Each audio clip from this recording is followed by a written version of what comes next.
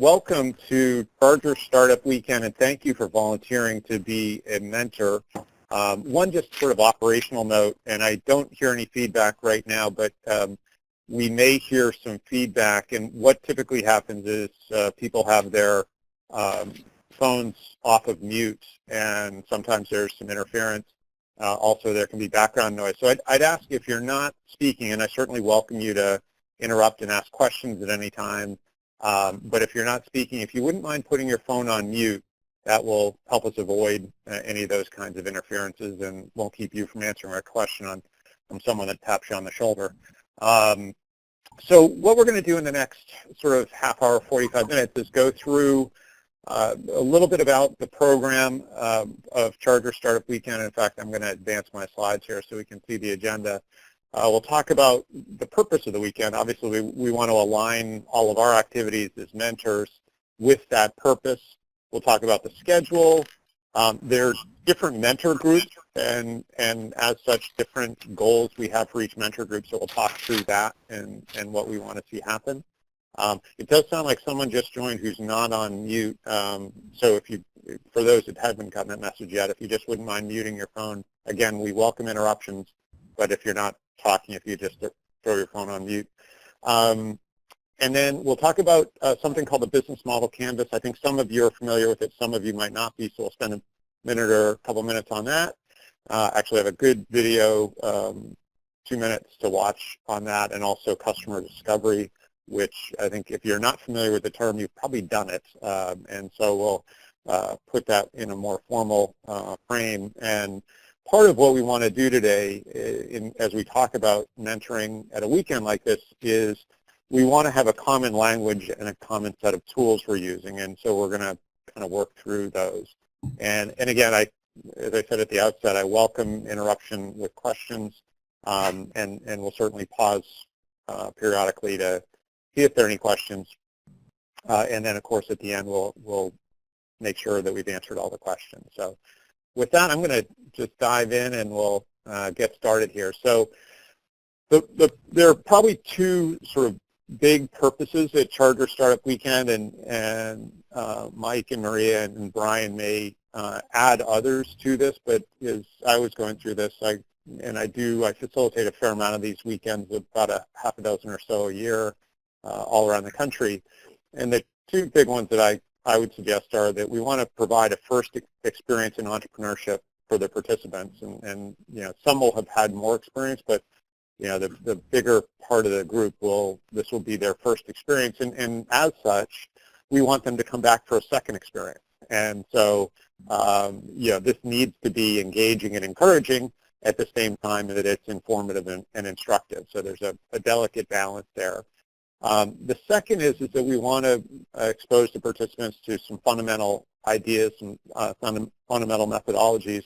And we're going to sort of center this all around the lean startup methodology. And so that's going to include things like problem identification, idea generation, the business model canvas, which we mentioned, and then customer discovery. And ultimately, at the end of the weekend, the goal is really that they've not only gotten an exposure to entrepreneurship and hopefully some affinity for it, but also that they have a set of tools that they can apply, whether it's to the idea that they worked on during the weekend or another idea that they have. And so, it's really kind of a key part. For those that haven't been a part of a weekend like this, just to give you kind of an overview, is they all kind of go in a fairly similar format. And so I'll describe sort of the general weekend, and then we'll get into specifics about the Charger Startup Weekend. And the general idea is that on Friday night, there are really two things that happen. One is there's a sort of a problem or an idea pitch that happens, and generally what I've seen is typically sort of 50% or more of the participants will stand up and share their pitch, and then the number of pitches is winnowed down to somewhere between 5 and 10 or maybe even 12 that are worked on for the weekend, and behind those ideas are teams, and so there's a team formation aspect. And so those teams get together on Friday night, and then there's basically a variety of steps depending on the type of weekend that culminate in a Sunday, so there's a variety of activities on Saturday, and then Sunday it culminates in a venture pitch, and not necessarily an investor pitch, but a venture pitch. So what is this venture, and what's the business model, how will it make money, and how will it move forward? And there are judges and a lot of excitement and interest and so on. And so that's Charter Startup Weekend is built sort of along those similar lines, although we're going to challenge that model a little bit because there are some frustrations in the typical model, in that there's often at these weekends there's this sense that you need investment in order to be successful, and that's kind of what a lot of the race is about. And I think statistically only 1 to 4% of companies ever get venture or angel investment, and so it's kind of at least our notion here is that's really misinforming the vast majority of students who think that if I'm not investable, I can't be a business. And there are certainly many businesses that are very successful. In fact, somewhere, depending on what statistics you believe, 99 to 96% move forward without investment. And so we want to make sure that students learn the methodologies to start a business with or without investment. And so that's a lot of what we framed this weekend about. So I've thrown up a schedule. I've got 3 slides here. I'll show you a little bit about Friday, a little bit about Saturday, and a little about Sunday. So Friday, we're going to go from 5 to 10, so 5 in the afternoon to 10 p.m. And during that format, we'll get the groups together to identify problems. We'll kind of form ad hoc groups, get them to identify some key problems that they want to solve. They will, from their group, have at least one, maybe multiple problem pitches. And usually those problem pitches are given by an individual, and they're 1 minute in form. And then from that, we will kind of send people out of the room, and those of us who are organizing will take, whether it's 20 or 30 or whatever number of problem pitches we have, and we'll narrow that down. It'll probably be somewhere between 6 and 8 problems that we end up working on for the weekend, and then we'll ask the participants to form teams around those problems, and then we'll get them into those teams, and the teams will go off and begin to plan their activities for the weekend in terms of how are they going to sort of move from where they are now to being successful on Sunday. I should mention, and this is sort of it's something to call you sort of ask for your help with, and for those that are, and we're asking that the group mentors be there on Friday night. That's kind of one of the times that we'd really like group mentors there. So that's Frank and Mark and Dick and Drake, David, Will, Phil, and Lewis. Anyone else can be there, but we'd like for you all to be there, because one of the things in a lot of startup weekends, the mentors don't come until Saturday, and one of the challenges is that the teams really can go pretty far off track, and so we want to get teams in the right sort of frame early on and get them moving the right direction, and then be able to work on their own and more successfully. The other thing that can happen, and this is where I really want to deputize your help, is and we've already talked through this in the orientation session that happened a week or so ago, and we'll certainly make this a part of the orientation that happens the night of the event. But there's a tendency in these weekends, if your idea doesn't get picked, that you leave. And that's not really the idea. This is it's great if your idea gets picked to be worked on, or the problem you've identified gets worked on, but statistically it's not super likely. I mean, it may happen. It's probably between a 20 and 30% chance of happening. But if it doesn't happen, the real value in the weekend is learning the process and making the connections and learning about entrepreneurship and getting this exposure. So just over time, I've learned that that's a really important thing, that not only that I focus on as a facilitator, but that I talk to you all about and ask for your help in telling that story and encouraging everyone to be a part of the weekend, whether their idea gets picked or not. I think if we all come from that same framework, it'll really help. Bill, are you going to? Yeah, sure. Are you going to reach out to people who they might have been on a team and aren't interested, need to be moved to another team? How are we going to handle that process? So what will happen is we'll actually post up the problems that will be worked on for the weekend after we've gone through that culling process, and then people will opt into those teams. They'll have about a 10-minute sort of quick team formation process where, essentially people will be recruited into those teams. So, we all can help facilitate that process to connect the person who is sort of leading that effort with potential candidates who would be good for their team. So, it's really just it's kind of a little bit messy of a process, but it's, think of it kind of a big open room where there are, sort of different signs up representing the different opportunities for people to join, and ultimately, all of us that are there sort of organize and support the event to start encouraging people to join a team over that, during that sort of 10-minute cycle. Does that make sense? Yeah, but usually what happens after that process happens is that there are people who, for whatever reason, haven't found a team. So I guess if you call out to the group, anyone who hasn't found a team yet, come up and work with a mentor, you need to really go to the next step, or else people will that's when they leave. What you just described is when they leave.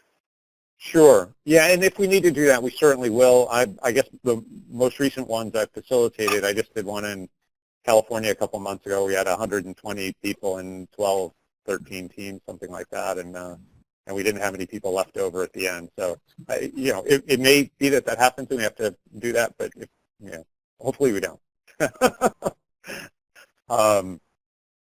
So, any other questions while we're paused? I just had a quick question on who the students are. Well, that's a good question. Maria, do you want to answer that one? Sure. Okay. So right now we have about 60 to 70 students. They're coming from all of the UNH campus, including business and engineering, the arts and sciences programs. They're both grads and undergrads. We also have a few representatives from Bridgeport, Fairfield, and I think Southern Connecticut State University. That's awesome. Cool. Any other questions while we're paused? Awesome. So just a quick overview on Saturday. So Saturday will be we're going to start at the main campus, and we'll be there from 9 to 11 a.m. And again, we'd ask the group mentors to be there during that time. And the goal will again be sort of to get, kind of check in with where teams are and get them moving down the right track for a productive day. And again, the group mentors would be really good to have in that window to make sure the teams are moving well.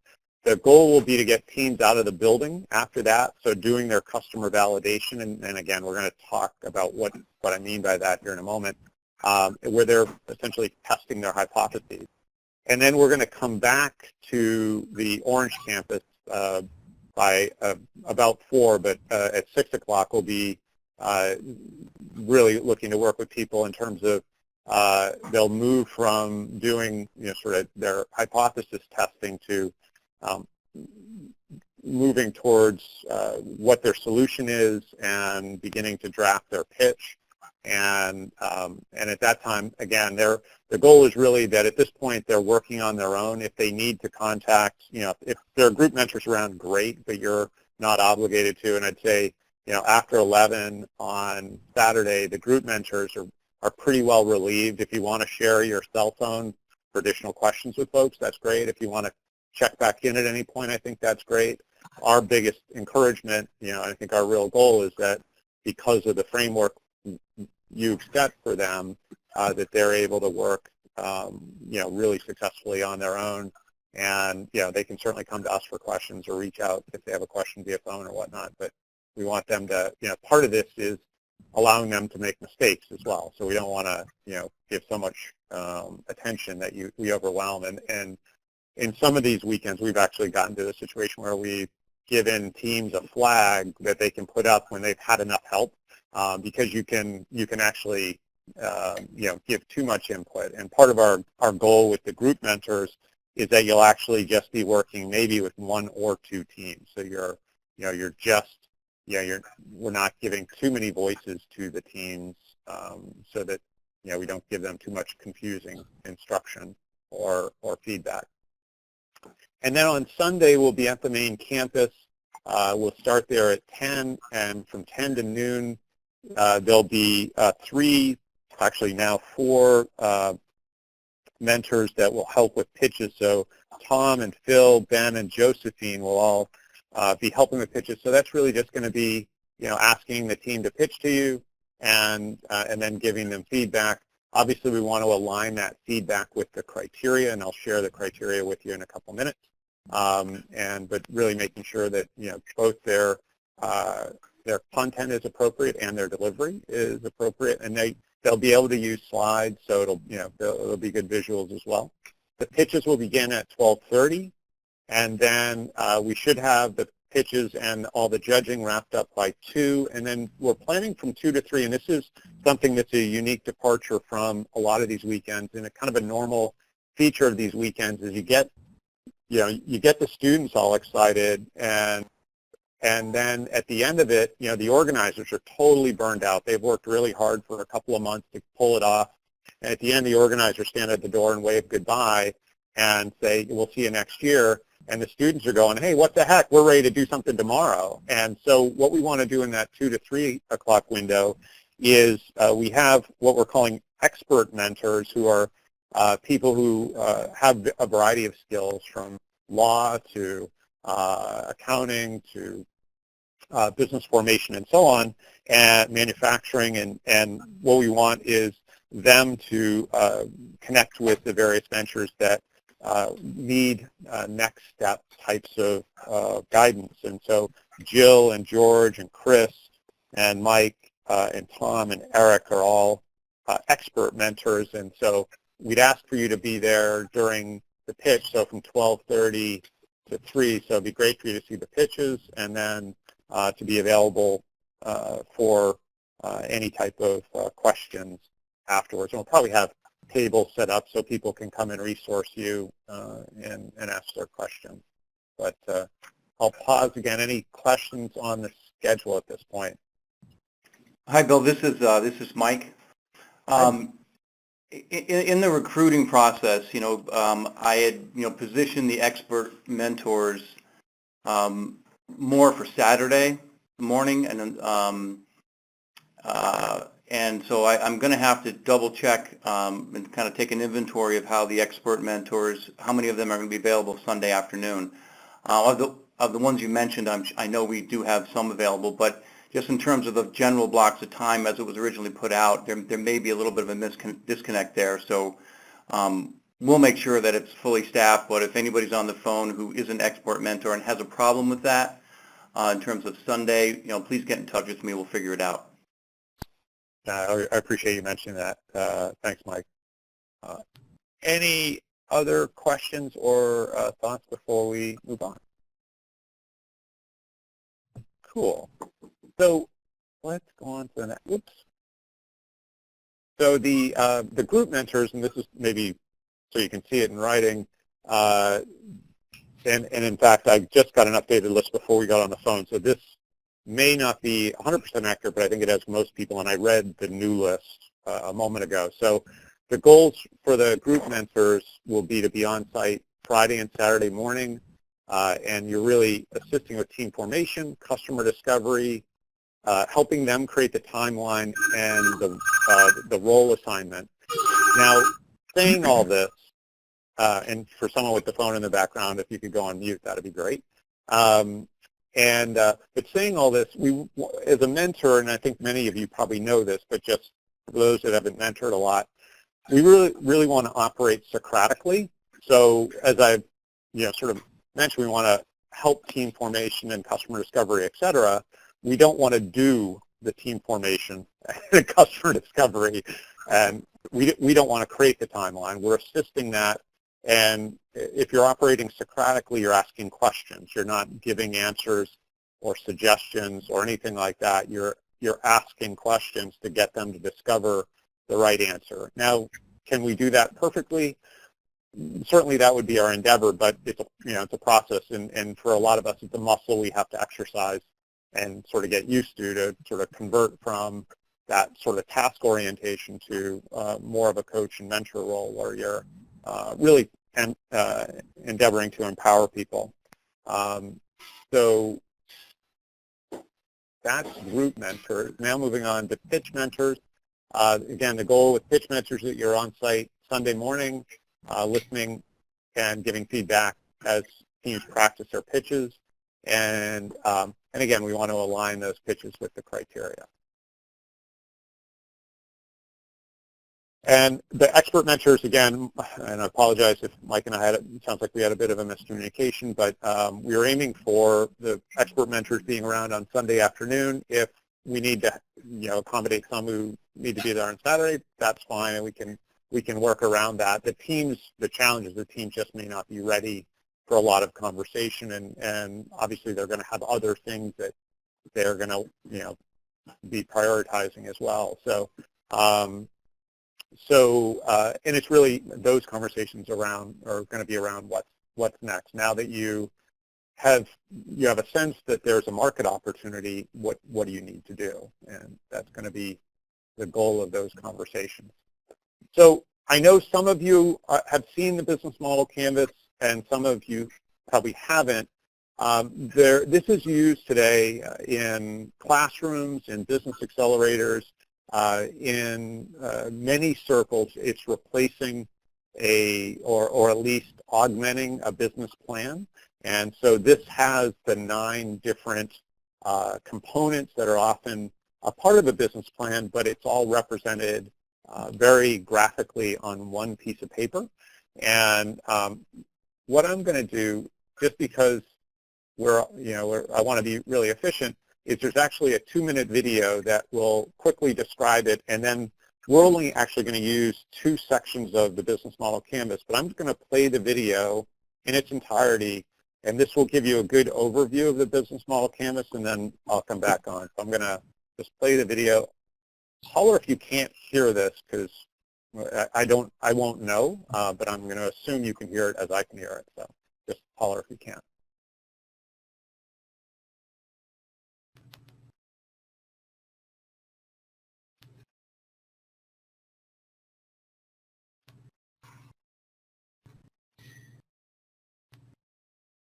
Well, no, I'm not hearing it. Oh, I'm sorry. Well, so much for that. You guys aren't hearing it, I'm guessing. Okay, well, so much for that test. That was our minimally viable product there. So let me go back to the business model canvas, and I'll describe it. So the idea here, and in fact, let me first tell you what sections are here, and then I'll tell you what we're going to work on. So the 2 primary sections and where we're going to work, it's going to be value proposition and customer segment. But you'll see there's also opportunity to talk about key partners, cost structures, revenue streams, key activities, key resources, customer relationships, and channels. So there's incredible detail around what the venture is. And really the idea of the business model canvas at the stage that these ventures are at is whatever they're going to put in these different boxes is going to be a hypothesis. It's going to be an assumption. And the real goal of this weekend is to get them to test those assumptions. And we don't want them to spend any programming time, any building time, sort of any construction time whatsoever until they validated that there is a problem and that they actually have a customer that's willing, or a whole bunch of customers that are willing to pay to solve that problem. And so the real goal this weekend is to get them first to write down, to record their various hypotheses in particularly, I'm going to flip here to, one second, to these two parts of the business model canvas, so to the customer segments and to the value proposition. So the goal when you get together with them after the teams have formed on Friday night and they've done introductions, they've gotten to know each other a little bit, we want to get into, the problem that they're working on and to brainstorm around who might have that problem, and then what do they sense that those various segments, those various customer segments, what do they sense that, the value proposition, or what would those particular segments gain when the problem is solved? And so it's really about writing down those hypotheses, and then what they test and how they determine what to test is, of all those hypotheses, you first test the one that if it's wrong, you don't need to test any of the other ones.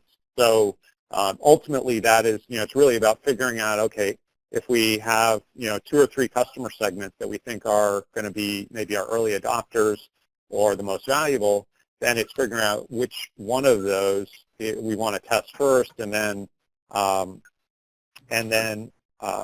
which of the hypotheses regarding value proposition that we have is the most dominant or most critical. And once we determine that, then we're going to test based on that. So we're going to, essentially identify some ways to have conversations with those personas, individuals that represent that, or companies that represent those market segments, so that we begin to understand if our idea, if our hypothesis has any legs.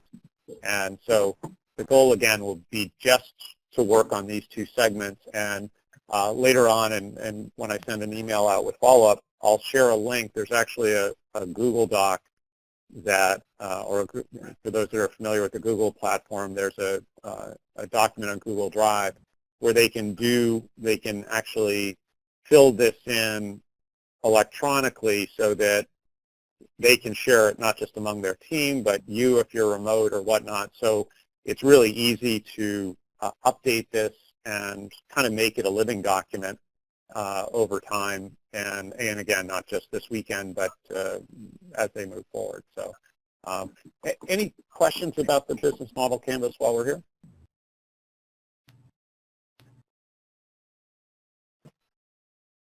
Okay.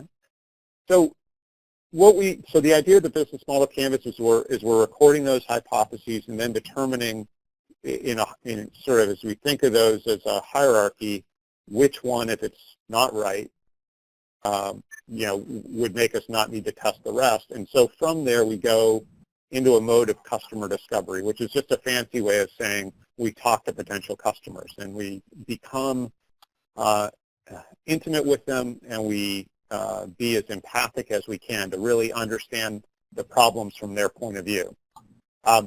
So with that, I actually have this wonderful 2-minute video that I can't play. I'll follow up with an email and you guys can watch it separately. But this actually describes, in this very confusing graphic, describes very simply what customer discovery is about. We're just going to focus on phase 1 and phase 2 for this weekend, which is, as you can see down here at the bottom, stating the hypothesis and drawing the business model canvas. And again, we're just going to be in those 2 different sections.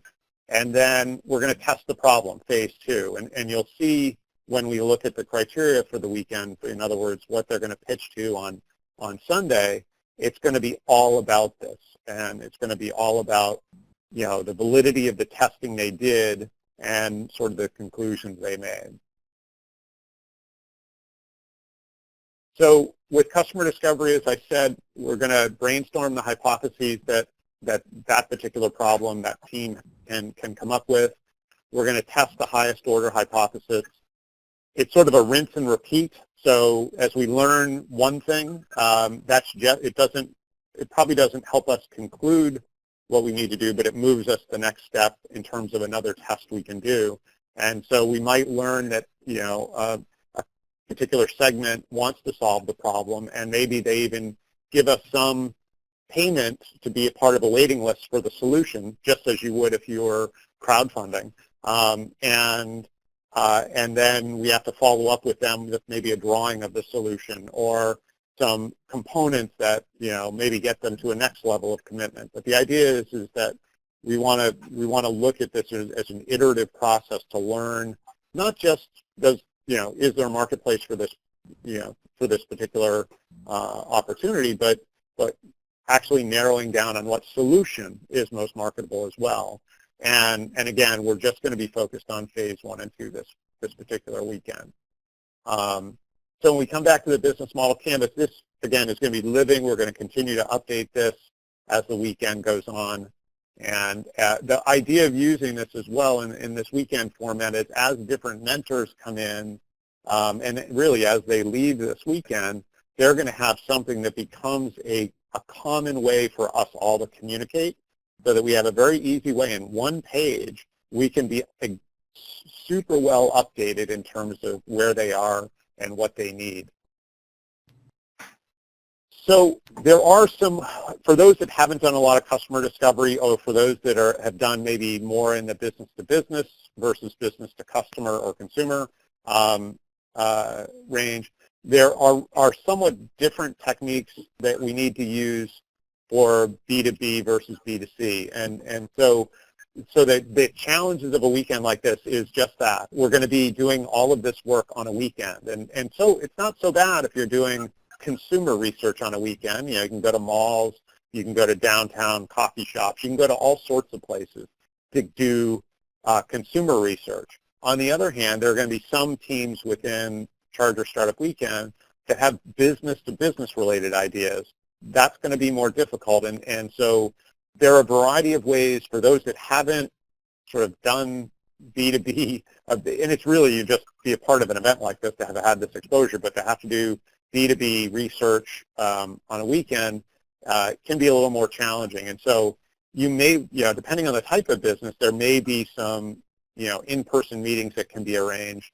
But it may also be that we have to virtualize that. In other words, doing some virtual surveys. Maybe, for those with good networks, we can help push out those surveys to our networks to get them to get feedback. But this is where a lot of people fail when they're doing these types of activities. The goal isn't to stop with that sort of very vague responses to survey questions. The goal from these surveys is really to identify who we should interview. So it's really about getting, sort of people that respond and sort of become, part of that segment. Then the goal would really be to schedule Skype or some type of, ideally, video interview. But the goal here on Friday night will be, is to quickly identify whether the team you're working with is a B2B idea or a B2C, and then help get them into the right mode of,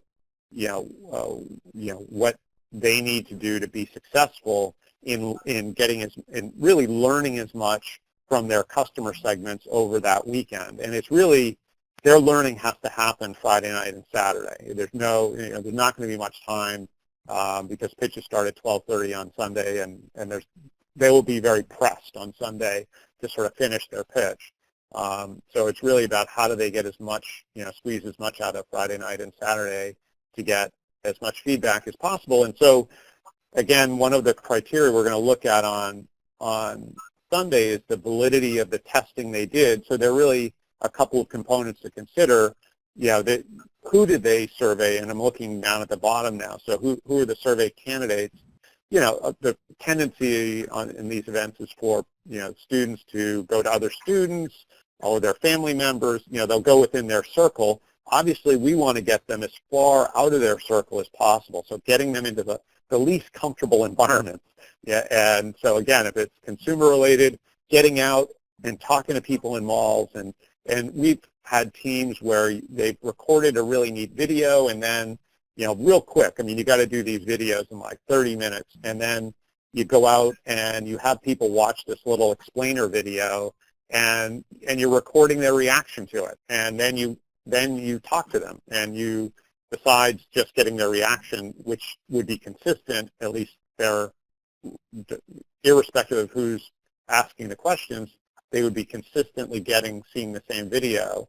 and so it helps the surveying. But there are a lot of ways to do this, and I would just ask that for those that have more questions about this, we can talk through anything, but there's really no limit. So we want to make sure that they're getting as far out of the building and away from their sphere of influence as possible, and that's whether they're B2B or B2C. And then there's also a commitment or interest hierarchy, and so in other words, it's one thing, if you say, would you want to, if you've told me you have this problem, would you want to solve it? Getting their sort of affirmation that they want to solve it doesn't cost them anything, and chances are they want to make you feel good, whether or not they really want it or not. They may want you to leave, so they're going to say, anything to get you to leave. So then the kind of normal thing at that point would be, well, you could ask them for their email address. Well, this is great. We're going to be working some more on this weekend and in the coming weeks. Would you like to be updated on our progress and to know when we actually have a solution? Can I get your email address? That gives a little more level of commitment. And then, of course, and I've seen people get down payments or deposits and stuff like that. But ultimately, however you raise the bar to get, it's great to go outside of your sphere of friends and influencers. And I think it's another level of validity when we can get people to make some type of a commitment. And so there are going to be certain business models that lend themselves more to a richer commitment, if you will, on these weekends. I had one of these weekends where one of the teams came back in with about $1,500 in revenue, and it was a model that sort of lent itself to being able to do that fairly easily. Not everybody will be able to do that, but again, think out of the box, help the teams come up with the best way to not just test their idea, but have valid testing. And it's, the goal here isn't to win the weekend. The goal is to create a good business model. So, we want to do things that are really valuable.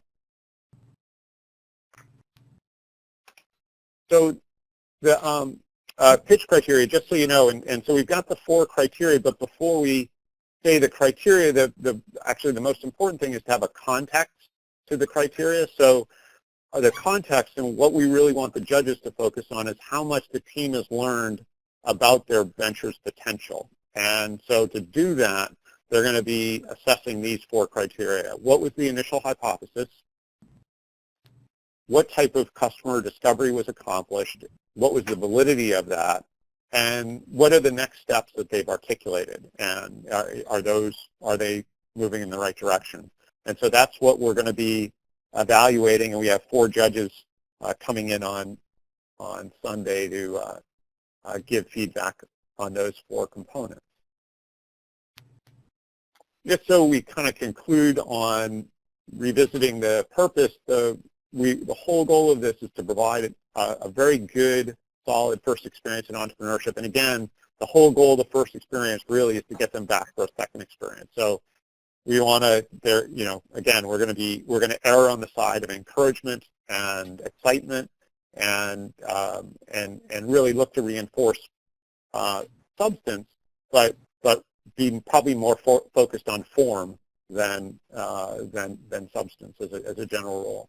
And then, of course, we want to expose them to these important methodologies so that whether they move this idea forward or there's some other idea that comes up down the road, they have skills and tools to apply that.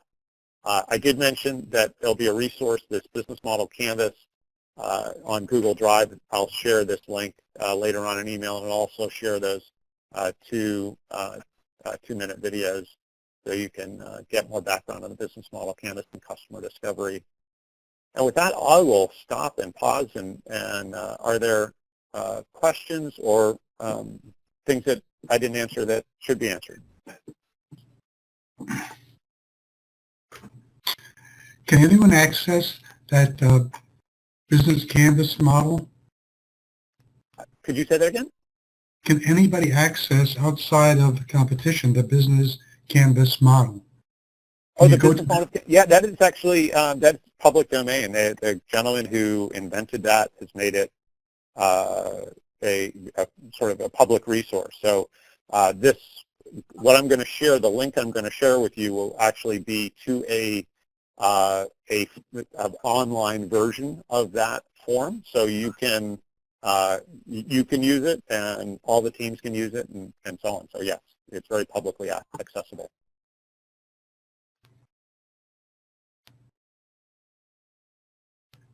Other questions?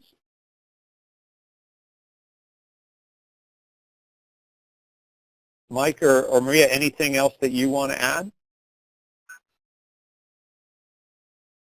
No, nothing really. I think I would emphasize that the students, many of them have never participated.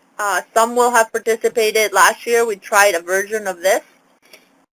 But other than that, like Bill said, our plan is to get them engaged, to want to do this more often, to get them to the point where they understand that ideas come and ideas can get generated, and it's okay if the ideas don't come to fulfillment. It's about the process, and what they learn from the process they can apply to any idea that they come up with. And Maria, will you be sending out, or will you send to me the locations that will be in Orange and at main campus, so that we all know what buildings and rooms to go to? Yes, absolutely. I think that we'll put that together. Mike, who has all the contacts for all the mentors, will email that out to them, and then our internal group will have it as well. Yep, So the I'll person make who sure. has that at hand is Brian. I don't have it at hand, so that's why I haven't sent it to you. No problem. Yeah, it'd be really good on Friday if we know where to go. Oh, so in Orange, So in Orange, when we arrive, check-in is going to be right in the main gate as you come in. So there's no way to get lost. It's only one building, and you're going to be coming in through security. So right there, we'll have the desk to get checked in, get name tags, and be pointed in the right direction. On Saturday, we'll be in the engineering building at UNH. So it's a matter of just pointing you to that right location. And same thing Sunday morning. So Sunday morning we'll be in the Henry Lee. So that one you'll need specific instructions on how to get to that building. So I'm sorry, you're going to send out an address for Friday night and for Saturday? Yes, we will. Yes. Thank you. Cool. Any other questions at all? So again, this is recorded. I will certainly by tomorrow morning, I'll send this recording and the 3 links that I mentioned out, and please feel free to ask any other questions, or if there's something that you need, just please let us know. We really appreciate you being a part of this. It's just wonderful for the students and certainly for the school. So with that, if there's nothing else, I'll bid you all a wonderful day, and looking forward to seeing you over the course of the weekend, some on Friday and then of course some Saturday and Sunday. But thank you all very much. Yes, this is Mike. Thank you. And any questions, please don't hesitate as well. Content probably for Bill, but logistics for me, so that Maria Isabel can really focus on the task, and Bill too. Thank you. Thanks. Bye. Bye. Bye-bye.